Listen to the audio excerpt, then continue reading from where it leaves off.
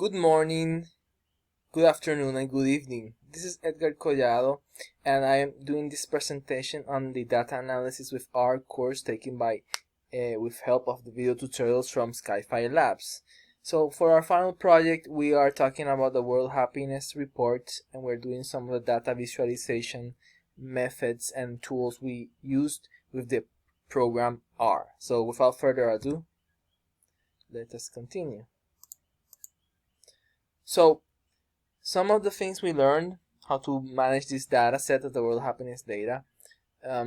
We had various tools, various commands, and we are seeing in this slide about summary. In the variable db, we just used the summary command.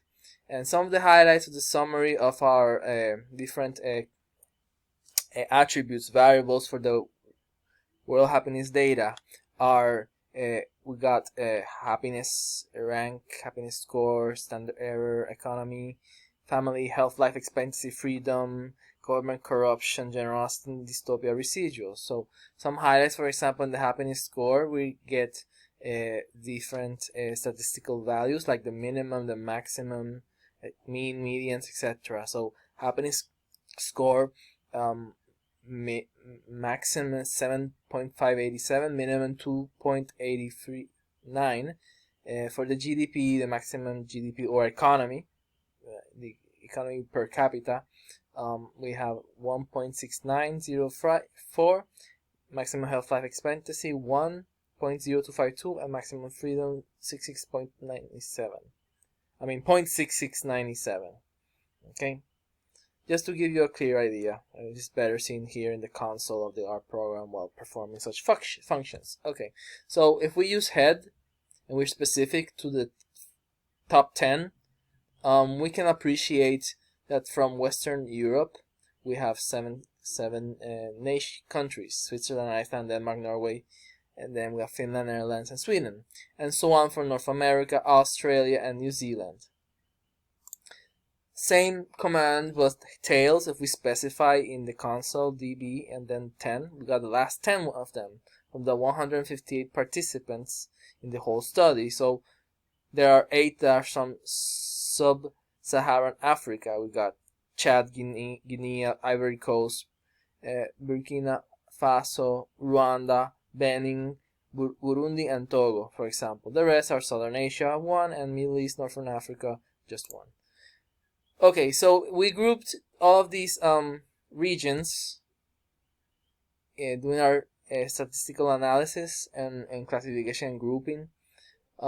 Countries were provided into regions and continents, and if doing the continent analysis, we had this bar chart, and we can easily observe we've got these are the happiest. The happiest are Australia, North America, and South America, and the least happy we can say is Africa and Asia. So also we have this correlation of the data, the matrix. We also use this tool, and we have to remember this is a diagonal. You just ignore it. Obviously, if it's more blue, it's better correlation. As one rises, the other one also rises, and as the other color is like a grayish metallic color, we'll just concentrate on the shades of blue.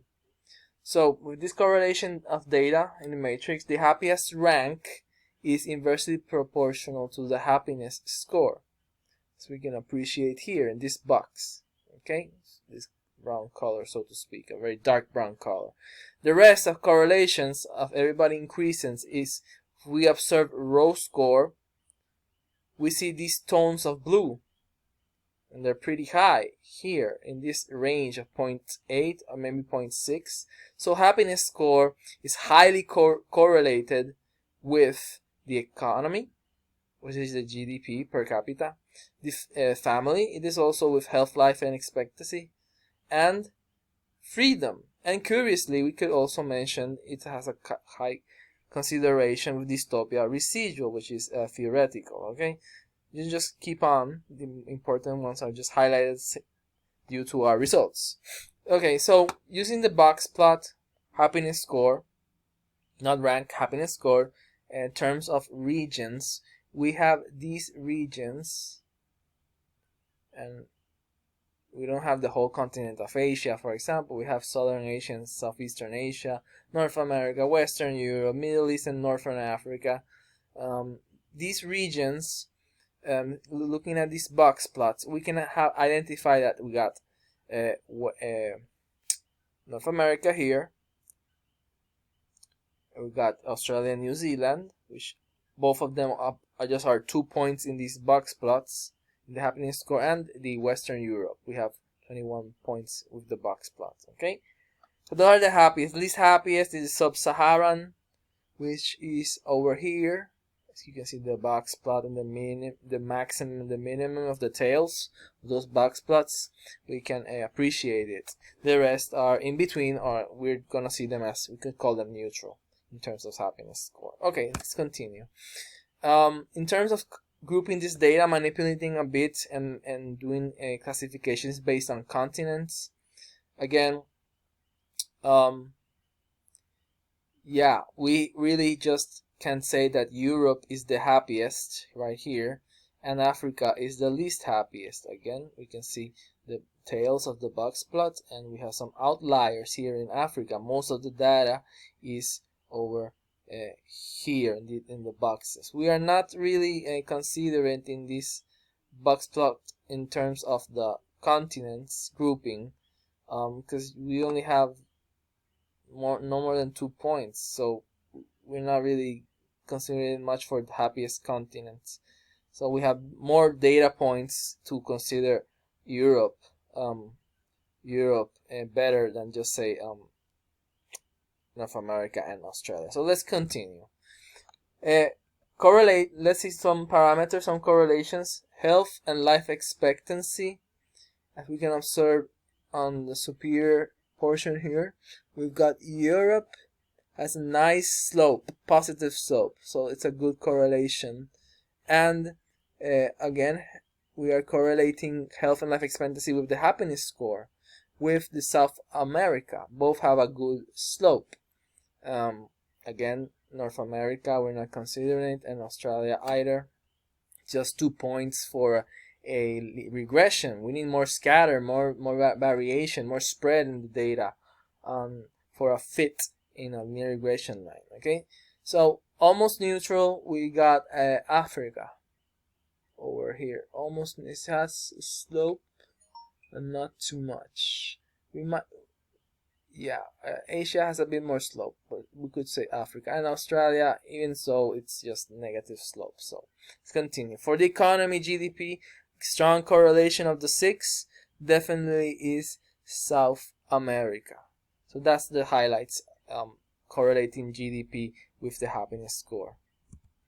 Again, let's taking freedom, we see that there is a lot of happiness of the people, so to speak of, in Europe.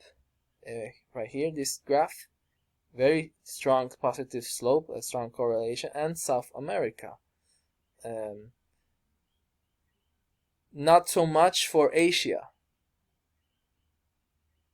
Okay, Africa has some, but Asia doesn't have too much of a slope. Again, remember that North America and Australia, for regressions, we really can't say much for just 2 points. No need more points for a best fit.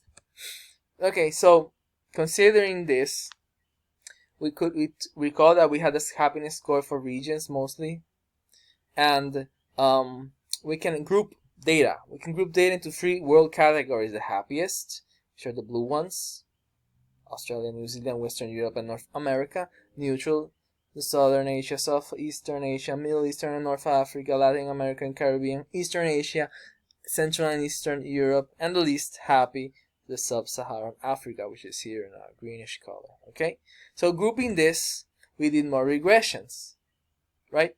So we have the results here, just 3 categories, 3 world categories in our case: happiest, least happiest, or least happy would be more precise, and the neutral. So if we just observe health expectancy and see how the happiness score goes up, down, or just stays neutral, we can observe that in reality, it's interesting. The happiest region doesn't owe much of their happiness to the health, the life expectancy. That's interesting. We can observe that neutral has a slope more or less, not a significant slope, but it's considerable, yes. But the least happy region has a poor correlation, almost could be a flat line, almost. It has some slope due to its status of health. Happiness is lowly correlated in the least happiness region to its health, life expectancy in those countries. GDP economy, interesting. Happiest regions do have high correlation, as seen here in the left. Very high, I'd say, very high slope, rise over run. The least happy one is having a poor correlation. It has some slope. It's not close. But it's still closer to flat than going steeper up. Okay. Generosity. This one was very interesting. I mean, the happiest nations have a high happiness score and they have a good slope in their generosity. So the happiest nations tend to be, people have to be generous. There's a good slope also for the least happiest continents grouped together. But interesting, the neutral ones, they're not so generous. I mean, they're not, this is not a flat line, horizontal line. It has a negative slope, so they are less generous, less to make favors and offer themselves, give themselves to others, so to speak. Okay, and interesting, we did also this with the data using R. R has a package, an R world map, and with this R world map for our 158 countries. So we have the data here in terms of GDP, the highest GDP values, like the maximum, for example, 169. The greener, the better, and that GDP, that economy. We already saw that economy does gives certain happiness, especially to higher nations, etc., as we just saw before. And if we go to a more gray color, it's the least GDP on those nations in the map. If you see some of these nations, they are white, that just means that they're not in the data set of that participated in the World Happiness Report for 2015. Okay, so I hope you guys have enjoyed my presentation. Again, I owe this thanks to the support and video tutorials from Skyfi Labs. This was for our final project for my data analysis with R course. Thank you. If you have any questions, any doubts, please contact me. I'm here. I'm glad to help. So have a great one. Bye-bye.